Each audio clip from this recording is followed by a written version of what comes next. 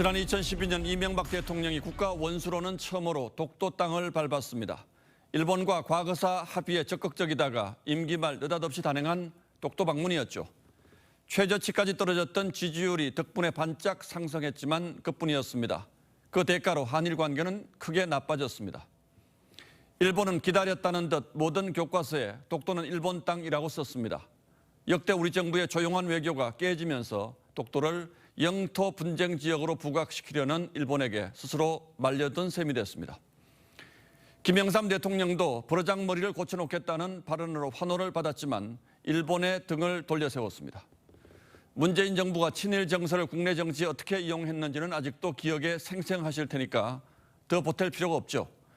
정권 핵심의 입에서 축창가라는 말이 공공연히 나오고 민주당 보고서에는 한일 문제 강경 대응이 총선에 긍정적이라는 분석도 있었으니까요. 일본도 크게 다르진 않습니다. 양국 정부가 외교 문제를 국내 정치에 이용하려 할 때마다 한일 갈등은 최고조에 이르곤 했습니다. 반면 한일 관계의 전환점과 돌파구를 마련하려 했던 대통령들은 한결같이 거센 반발에 부닥쳐야 했습니다. 박정희 대통령의 한일 협정과 박근혜 대통령의 위안부 합의가 그랬습니다. 획기적인 물꼬를 텄던 김대중 대통령 역시 한일 어업협정 개정이 굴욕협상이라는 비난을 면치 못했습니다. 일본 문화 개방에도 많게는 열의 8비 반대했죠. 윤석열 정부가 내놓은 일제강제징용 해법에 드센 반발이 쏟아지고 있습니다. 가해자인 일본 정부와 기업은 빠지고 우리 기업들이 대신하는 3자 배상이 논란의 핵심입니다.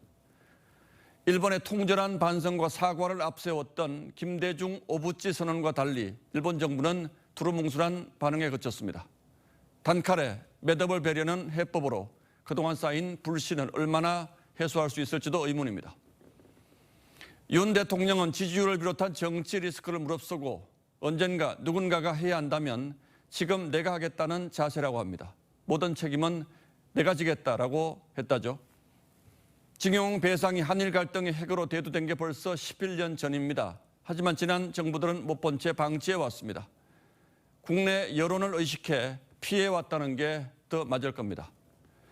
대법원의 판결이 최종 확정됐을 때도 문재인 정부는 일본의 격렬한 반발을 반일 감정 부추기는 데 활용했습니다. 한일 관계가 이렇게 얼어붙는 사이에 북한은 핵무장으로 질주했습니다. 중국의 패권주의는 더더욱 위세를 부렸습니다.